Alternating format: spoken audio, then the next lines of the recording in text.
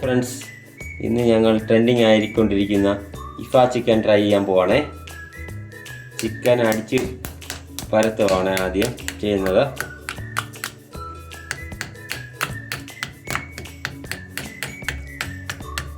Soft ആകാൻ വേണ്ടിയാണ് ഇങ്ങനെ അടിച്ച് പരത്തുന്നത്. മസാല പിടിക്കാൻ വേണ്ടി ചിക്കൻ ഒന്ന് വരഞ്ഞു വെക്കുവാണേ.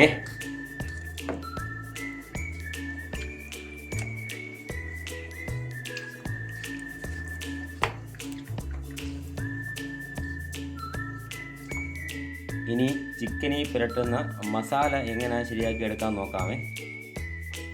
ആദ്യം കുറച്ച് തക്കാളി, പിന്നെ സവാള, പിന്നെ കുറച്ച് വെളുത്തുള്ളി, ഇഞ്ചി, ഗരം മസാല, ആവശ്യത്തിന് ഉപ്പ്, കുരുമുളക് പൊടി,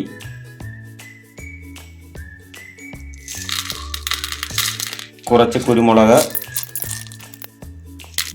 ഇനി കുറച്ച് അല്പം തൈരും കൂടെ ചേർത്ത് കൊടുക്കുവാണേ. കുറച്ച് ചിക്കൻ മസാലയും കൂടെ ചേർക്കുവാണേ. അല്പം നാരങ്ങാ നീരും കൂടെ ചേർത്ത് കൊടുക്കുവാണേ.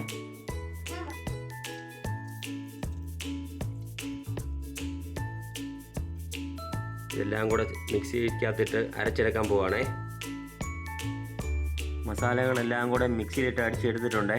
ഇനി അത് ചിക്കനിലേക്ക് പുരട്ടണം.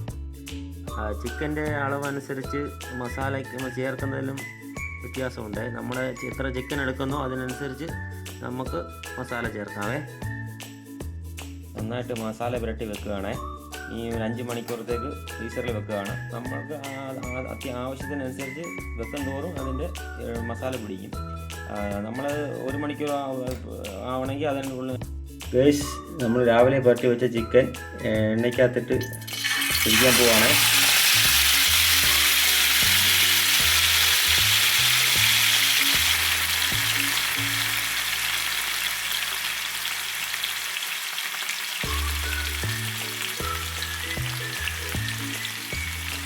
ഒരു ചെറിയ തീയിലാണ് ഇട്ടേക്കുന്നത്.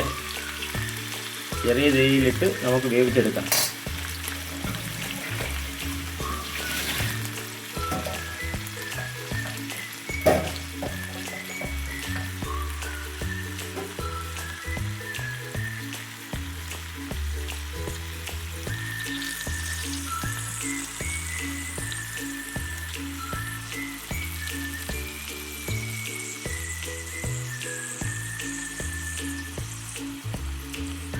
Chicken fry ആയിക്കൊണ്ടിരിക്കുവാണേ.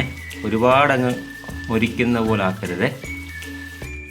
ഇഫ ചിക്കന് വേണ്ട സോസ് നമുക്ക് തയ്യാറാക്കാം. ആദ്യം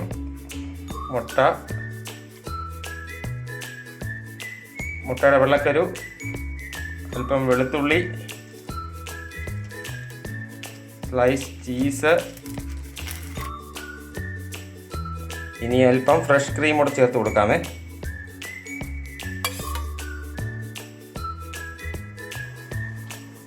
അങ്ങനെ അത് സോസ് റെഡിയാക്കി എടുത്തിട്ടുണ്ട്.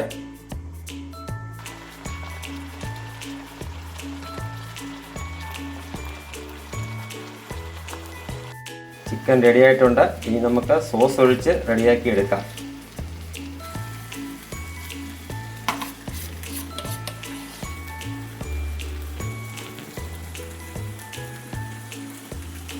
ചിക്കൻ റെഡി ആയിട്ടുണ്ട്. നല്ല ക്രീമി ആയിട്ടുണ്ട്.